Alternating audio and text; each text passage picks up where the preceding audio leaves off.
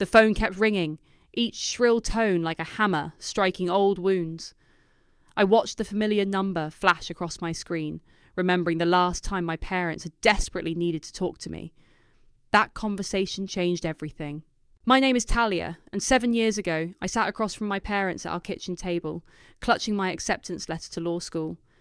I'd worked my entire life for this moment. Perfect grades, internships, LSAT scores that made my advisors beam. The letter promised a future I'd dreamed of since I was 12. "Honey," Mum said, her voice dripping with that sickly sweet tone she always used when delivering bad news. "We need to discuss something important." Dad cleared his throat, refusing to meet my eyes. "It's about your college fund." "What about it?" My stomach dropped. I already knew. "Your brother Brett, he's in some trouble. Serious trouble." Mum reached for my hand. I pulled away. "We had to help him." "The fund," I said flatly. "How much is left?" The silence stretched between us like a rubber band about to snap. Finally, Dad spoke. "None of it." I remember standing so quickly my chair crashed backward. "None? You gave Brett everything?" "He needed it more than you do," Mom said, as if that explained everything. "Besides, there are other paths for a girl like you. Maybe meet a nice young man, settle down." "A girl like me?" The words tasted like poison. "You mean a girl who graduated valedictorian? Who got into one of the top law schools in the country?" "Talia, please!" Dad's voice hardened. "Your brother could have gone to jail. What were we supposed to do?" "Maybe let him face consequences for once in his life." I was screaming now, but I didn't care. "What did he do this time? Gambling? Drugs? Or did he just bat those pretty eyes and convince you he needed another bailout?" Mum stood, arms crossed. "You're being dramatic. Brett is going through a rough patch. Family helps family." "Family?" I laughed, the sound sharp enough to cut glass. "Family doesn't steal their daughter's future to enable their son's mistakes. Where is he anyway? Couldn't even face me himself?" "He's processing things," Dad muttered. "This has been very hard on him." "Hard on him?" I grabbed my purse, my hands shaking. "You know what's going to be hard? Working full-time while somehow putting myself through law school. But don't worry, I'll figure it out. Without any help from my family." "Talia, wait," Mum called after me as I stormed toward the door. "We can discuss this like adults." I spun around one last time. "You want to talk like adults? Fine. Remember this moment. Remember exactly what you did. Because someday, maybe years from now, you're going to need something from me. And I want you to remember how it feels to have family turn their backs on you." The phone kept ringing in my office, pulling me back to the present. 7 years, 3 jobs, and countless sleepless nights later, I was an attorney. I'd done it entirely on my own, working every hour God sent while taking on crushing student loans. The last time I'd spoken to my parents was at graduation, where they'd shown up uninvited, trying to play proud mom and dad as if they'd supported me all along. "Your phone's been going crazy," my assistant said, poking her head in. "Want me to take a message?" I stared at the screen. At the dozen missed calls from my parents' number. Whatever crisis they were facing, it had to be big. They wouldn't risk reaching out unless they were truly desperate. My finger hovered over the answer button. Part of me, the part that still remembered being that devastated girl at the kitchen table, wanted to let it ring forever. Let them feel what it was like to need help and find nothing but silence. But another part of me had been waiting for this moment. The moment when they have no choice but to come crawling back. I picked up the phone just before it went to voicemail. "Talia Wright's office," I said, my voice professional and cold. "Talia," Mum's voice cracked. "Thank God. We need your help. Please. It's about the house. And Brett, he's done something terrible." I leaned back in my chair, a smile playing at the corners of my mouth. "I'm listening." For the first time in 7 years, I had exactly what I wanted. Power over the people who'd taken everything from me. And I intended to make them pay for every single penny they'd stolen from my future. "Actually," I said, cutting off Mom's rambling explanation, "why don't you come to my office? We can discuss this properly, face to face. Just like old times." I made them wait in the lobby for 45 minutes before letting my assistant show them in. Mum's mascara was already smudged from crying. Dad's tie hung loose and crooked, and Brett looked exactly like he always did when he needed a bailout. Hangdog expression, designer clothes somehow managing to look rumpled, and those practiced puppy dog eyes that had gotten him out of trouble his entire life. "Nice office," Dad said, trying to break the ice as they settled into the chairs across from my desk. "You've done well for yourself." "No thanks to you." I kept my voice neutral, professional. "So, tell me what brings you here." Mom launched into it immediately. "It's terrible, Talia. We're going to lose the house. Brett, he made some mistakes." "When doesn't he?" I interrupted, watching my brother flinch. "It's not like that," Brett protested. "I was trying to help. I had a sure thing, a real estate deal that would have solved everything."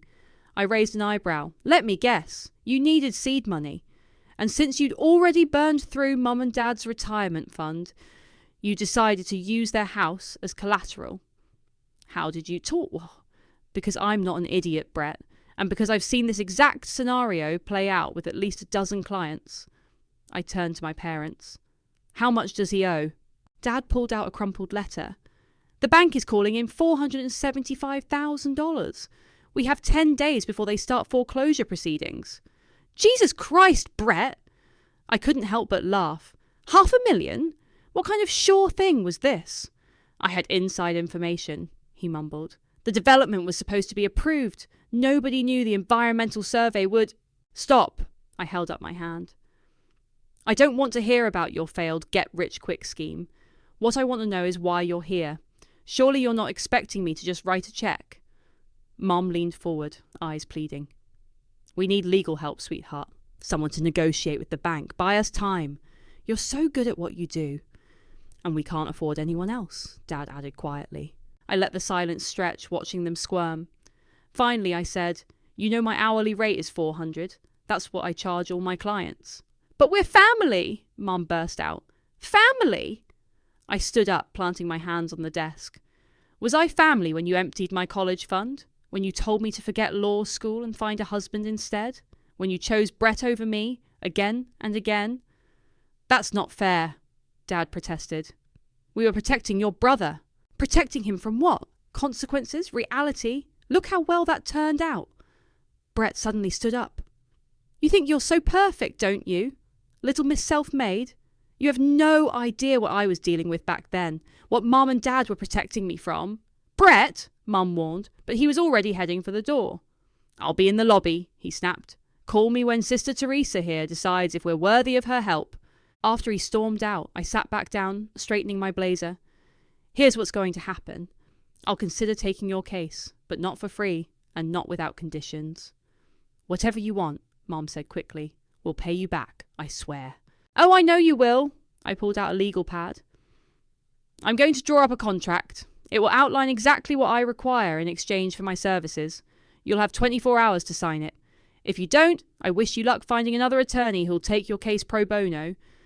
Dad's face reddened. "You're really going to make us sign a contract, your own parents?" "Consider it insurance." I started writing. "After all, your word hasn't exactly been reliable in the past." "Talia, please!"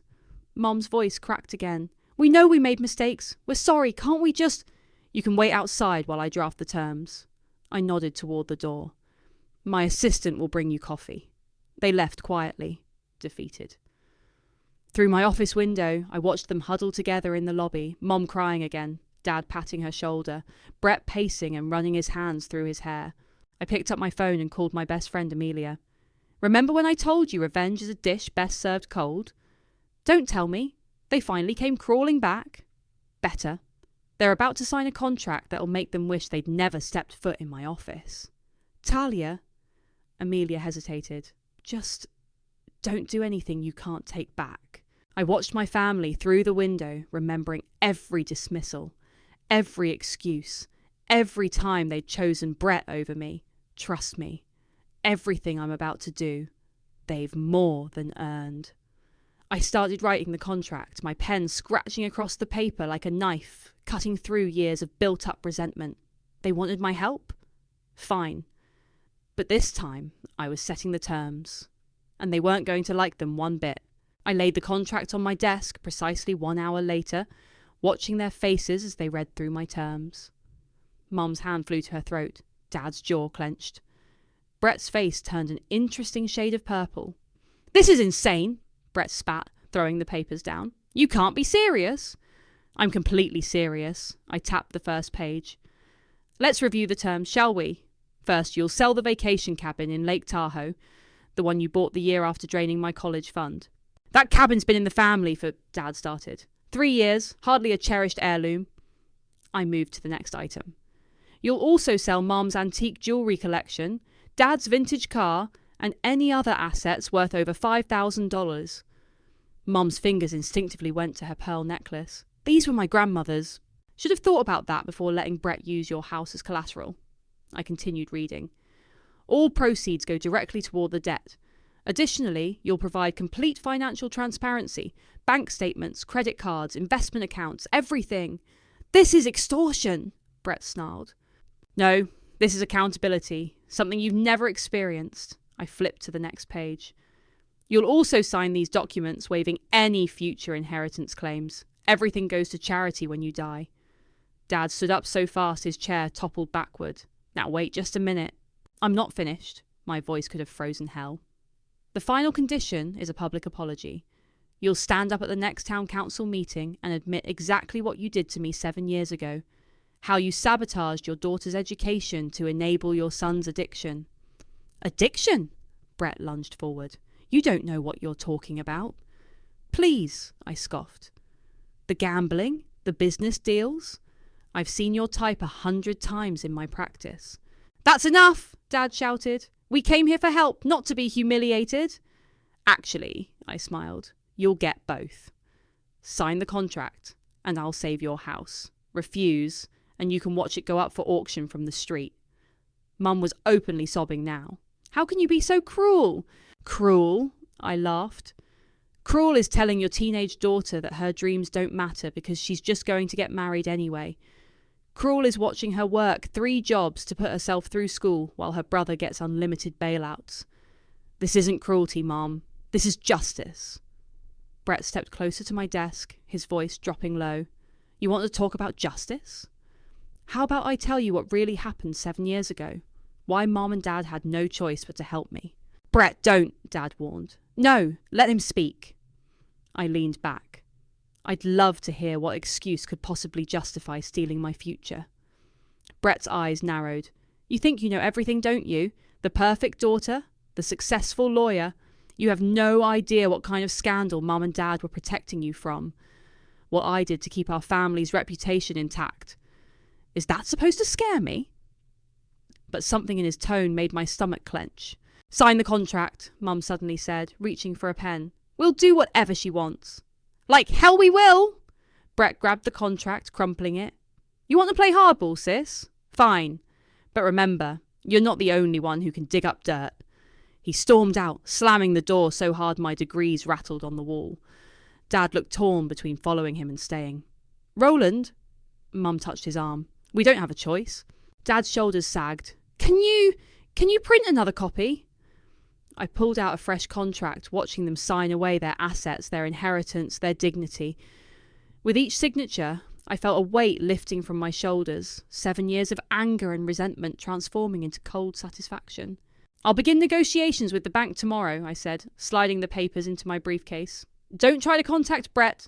Don't try to hide any assets, and start preparing your public statement. You have 1 week." They left without another word, Mum leaning heavily on Dad's arm. Through the window, I watched them shuffle to their car, 2 broken people who'd finally run out of ways to protect their precious son. My phone buzzed with a text from Brett. "You think you've won?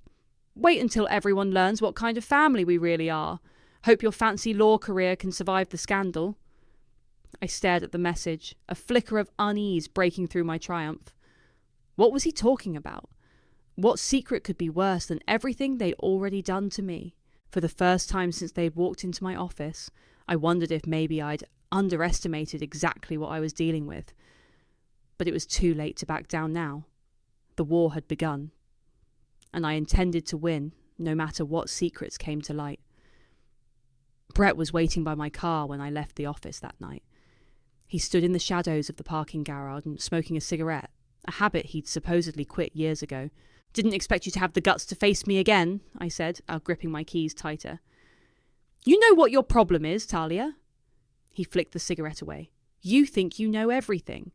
The perfect daughter who never made a mistake, never needed saving. If this is another attempt to guilt trip me, did you ever wonder why Mom and Dad were so quick to give me your money?" He stepped closer. "Why they never hesitated, never questioned it? Because you're their golden child, their precious son who could do no wrong." He laughed, but there was no humour in it. "Wrong! They did it because I knew something that would have destroyed this whole family, including you." "What are you talking about?" "Remember Jessica Martinez? Summer before senior year?" My blood ran cold. Jessica had been my best friend in high school until she suddenly moved away. No goodbyes, no explanation. "What about her?" "She didn't just move," Brett said, his voice low. "She was paid to leave, to keep quiet about what happened at Dad's lake house that weekend." "Nothing happened at the lake house." But even as I said it, fragments of memory started surfacing. A party I wasn't supposed to know about. Jessica crying on my doorstep late one night, refusing to tell me why. "I was there," Brett continued. "I saw what Dad's business partner did to her. And Dad knew he had to make it go away. For the sake of the company, the family name." "You're lying!" My voice shook. "Am I? Why don't you ask them about the $50,000 wire transfer to the Martinez family? Or the non-disclosure agreement Jessica's parents signed?" He pulled out his phone, showing me old bank statements. "This is what your precious college fund really paid for. Not my gambling debts, hush money." I felt sick. "Why are you telling me this now?"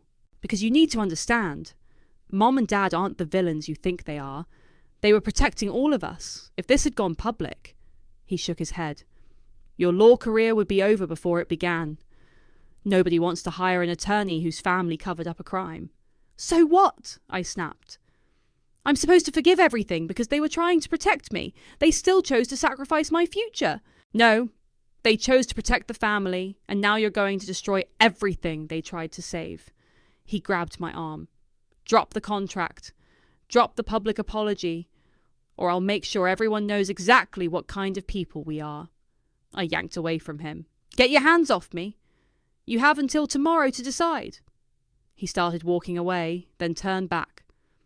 "Oh, and Talia, better check your email. Looks like the bank's lawyer isn't as impressed with you as you think." Sure enough, when I got home, there was an email from Greg Reyes, the bank's attorney. "Ms. Wright, given the conflict of interest in representing your own family, we question your ability to negotiate objectively. Unless you can provide assurance of your professional detachment, we'll be forced to expedite foreclosure proceedings. You have 10 days. I poured myself a large glass of wine and called Amelia. "He's bluffing," she said, after I told her everything. "Brett's just trying to scare you into backing down." "But what if he's not? What if there really was a cover-up?" "Then you need to decide if revenge is worth the risk. This could blow back on you, Talia. Hard." I stared at the bank statements Brett had shown me. The dates matched. The amount matched what had been in my college fund. It all made horrible sense. My phone buzzed with a text from Mum. "Please call us. There are things you need to know. Things we should have told you years ago." I ignored it, just like I ignored Dad's voicemail and Brett's follow-up email with more proof of the cover-up. Instead, I pulled up the contract they'd signed and started reviewing the terms. Maybe Brett thought his revelation would make me back down. Maybe he thought threatening to expose old secrets would weaken my resolve, but he was wrong. If anything, learning the truth only made me more determined. They hadn't just stolen my future, they'd made me complicit in their cover-up without my knowledge. Used my money to silence a victim. Well, now it was my turn to make them face consequences. I opened my laptop and started drafting a response to Greg Reyes. Let him question my objectivity. Let Brett threaten to expose secrets. I was done being the good daughter who quietly accepted their lies. It was time to burn it all down. The town council meeting room was packed. News of the Wright family drama had spread like wildfire, thanks largely to Lillian from across the street, who'd made it her personal mission to ensure everyone knew about the upcoming public statement.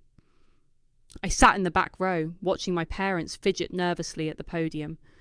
Brett's seat was conspicuously empty. He hadn't been seen since our confrontation in the parking garage 3 days ago.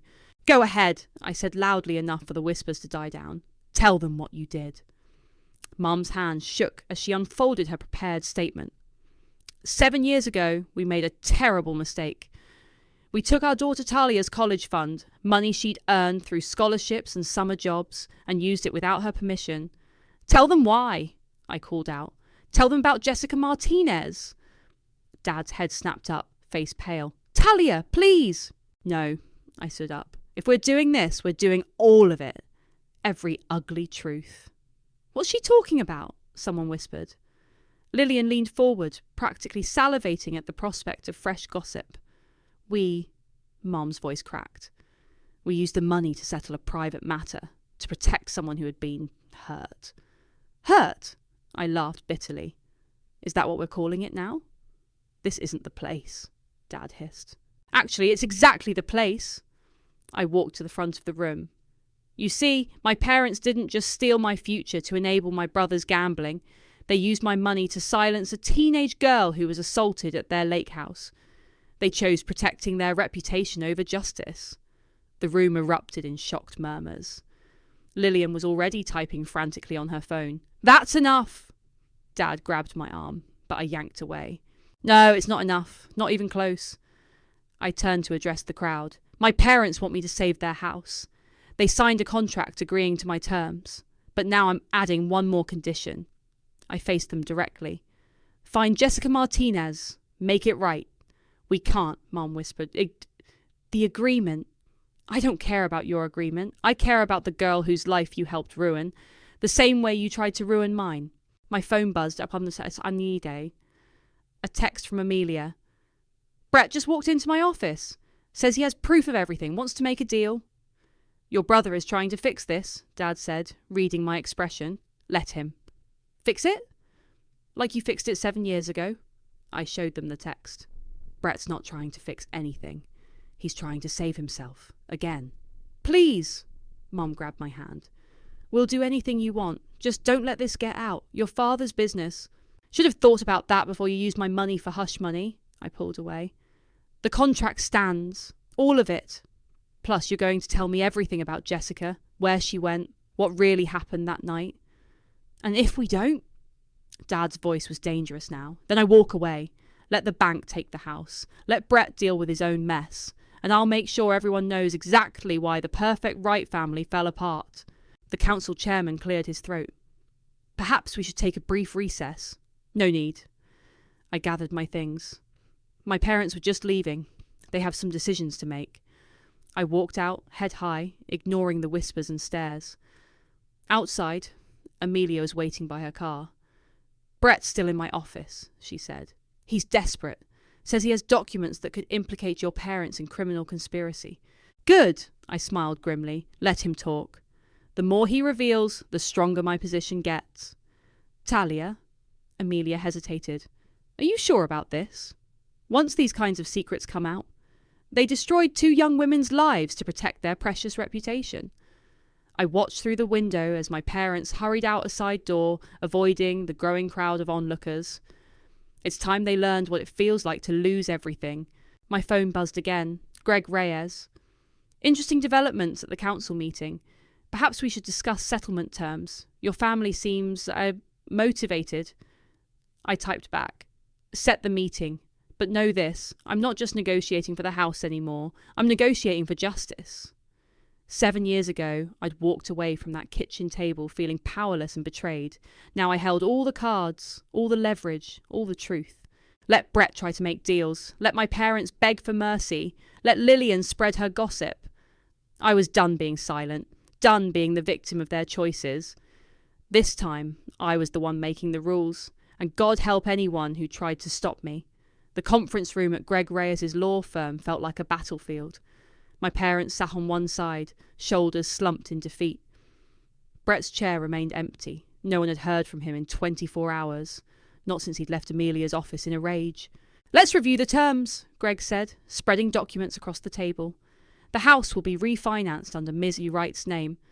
All assets listed in the contract will be liquidated to cover the outstanding debt, and..." He paused, eyeing my parents. The matter of the public disclosure? We can't, Mom whispered. It would ruin everything. Everything's already ruined, I said coldly. Now we're just deciding how the pieces fall. My phone buzzed. A text from an unknown number. Is this Talia? It's Jessica Martinez. We need to talk. My hands started shaking. After 7 years of silence, why now? Excuse me, I muttered. Stepping into the hallway, I dialed the number. Hello, Talia. Jessica's voice was exactly as I remembered it. Your brother found me, told me what you're doing to your parents. Jessica, don't. She took a shaky breath. You need to stop. Please, I don't want this dredged up again. They used my money to silence you. You are my best friend. And they gave me a chance to start over, she cut in. Away from the whispers, the shame, the money. It helped my family move, helped me go to college, start fresh where nobody knew. But what they did was wrong. Yes, it was. All of it was wrong. What happened that night, the cover-up, using your money. But Talia, exposing it now won't fix anything. It'll just create more victims. I leaned against the wall, closing my eyes. Did Brett put you up to this call? He told me what happened, yes. But I'm calling because I don't want my story used as a weapon. Not even for your revenge. Back in the conference room, Greg was reviewing payment schedules. Mum was crying silently. Dad stared at his hands, looking every bit of his 61 years. My phone buzzed again. Amelia. 911. Brett just sent me a package. Legal documents, bank records, everything about Jessica. Says if you don't back off, he's taking it to the media. Tell him to go ahead, I texted back. Talia, think about what that would do to Jessica. Jessica, who'd just wanted to start over. Who'd never asked to be part of my revenge. I walked back into the conference room. I want to modify the terms. Greg raised an eyebrow. The bank's patience isn't endless, Ms. Wright. The financial terms stand, but the public disclosure... I met my parents' eyes. That part goes away, on one condition. Anything, Mum said quickly. You tell me the truth. All of it. Not to punish you, but because I deserve to know what my sacrifice paid for. Dad nodded slowly. Not here. Not with lawyers. Fine, we'll meet tonight. And if I think you're lying or hiding anything... I let the threat hang. What about Brett? Mum asked. He's threatening to... I'll handle Brett. I gathered my things. Greg, draw up the revised agreement. Parents, my house at 8. Don't be late. Outside, I called Jessica back. I'm stopping the public disclosure. She let out a relieved breath. Thank you. But I need to know, did they really help you? Or did they just pay you to disappear? Both, maybe. She paused. Your parents did a terrible thing, using your money without permission.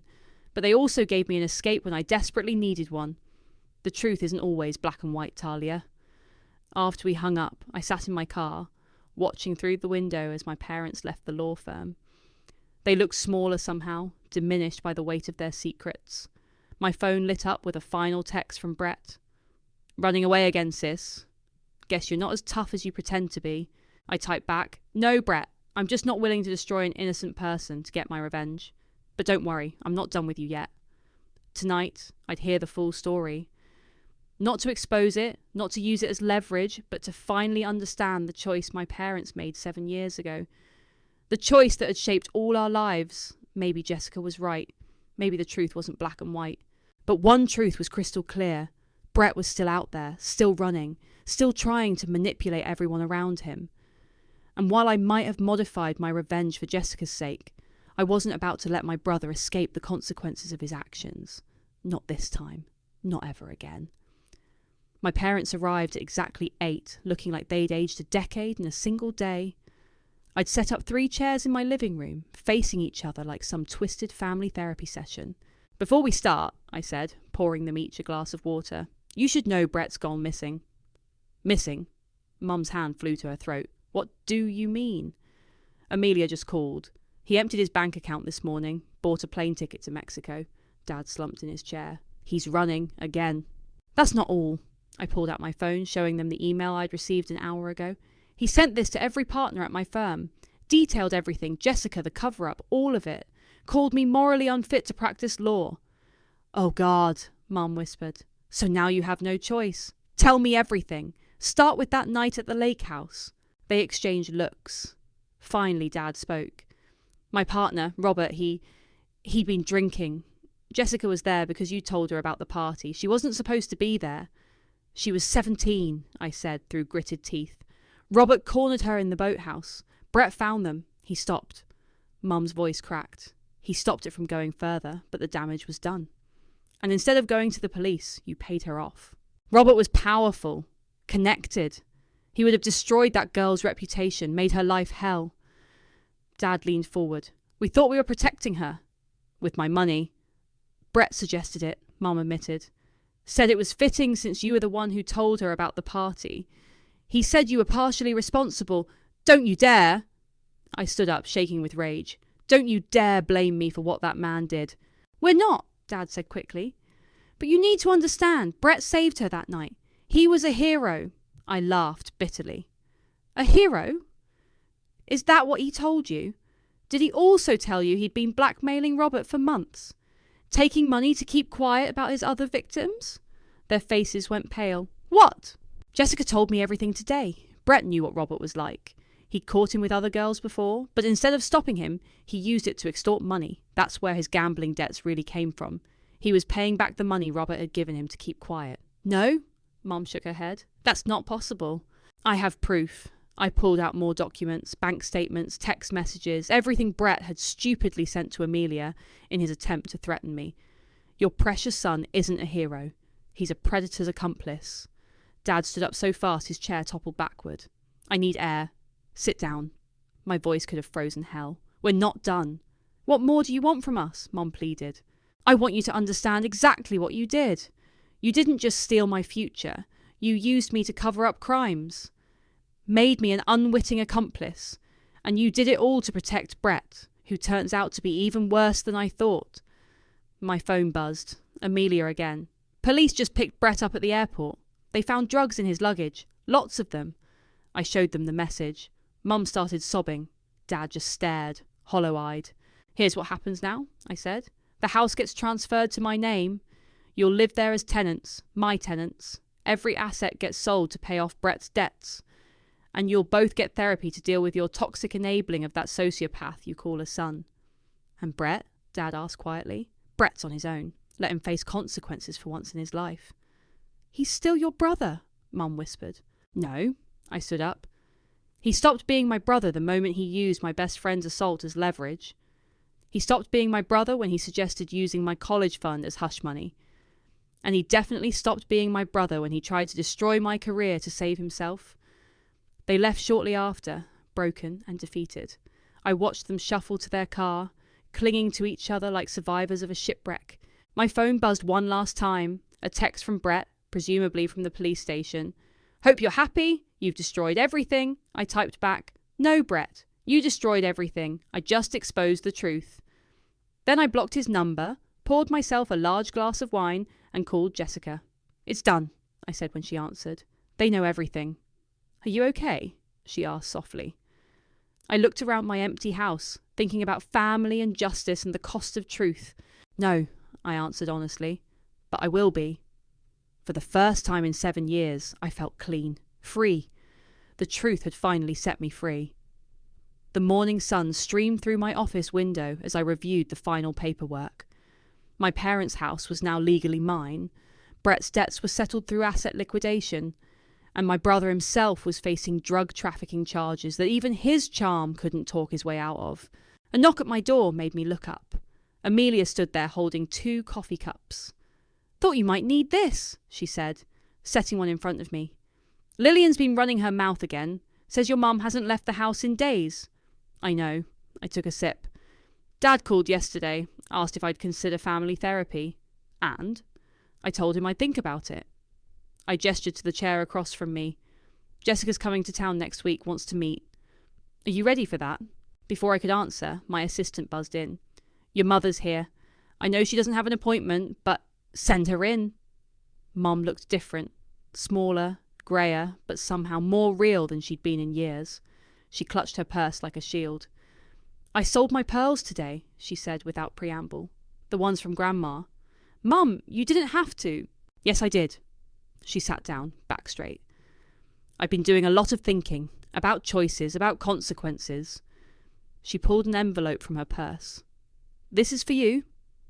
Inside was a cheque, not for the full amount they'd taken, but significant nonetheless. I sold everything, she continued. My jewellery, my art collection, even that ridiculous crystal chandelier your father bought me for our anniversary.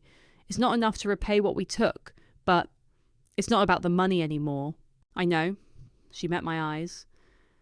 It's about trust, about choosing Brett over you again and again, about making you carry the weight of our mistakes.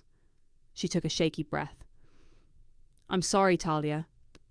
Not because we got caught, not because we lost everything, but because we hurt you. Because I hurt you. I stared at the cheque, then at my mother, really looked at her. Maybe for the first time in years. Brett called from jail, she said. Wanted me to bail him out. I told him no. Really? Your father and I, we're done enabling him. Done pretending he's something he's not. She reached across the desk, tentatively touching my hand. We can't change the past. Can't undo what we did to you or to Jessica. But maybe we can build something new, something honest. My phone buzzed. A text from Jessica. Booked my flight, ready to face the past if you are. I have conditions, I told Mum. Real ones this time. Not about money or property. Anything. You and Dad get counselling. Regular sessions, no excuses. You cut Brett off completely. No money, no support, nothing. And I took a deep breath. You meet with Jessica. Hear her story firsthand. Understand exactly what your choices did to her. Mum nodded, tears sliding down her cheeks. Yes, to all of it. It won't be easy, I warned. Rebuilding trust never is. I know, but I want to try. She stood up, straightening her shoulders. Your father's making dinner tonight. Nothing fancy, just his old spaghetti recipe. If you want to come over, to your house, I mean. I thought about all the family dinners I'd missed, all the wounds that still needed healing. What time? 7? Hope flickered in her eyes. We could talk. Really talk.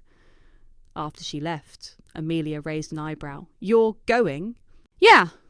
I looked at the cheque, then tucked it away. Not for them, for me. Because I want to know if there's anything worth saving in this family. And Brett?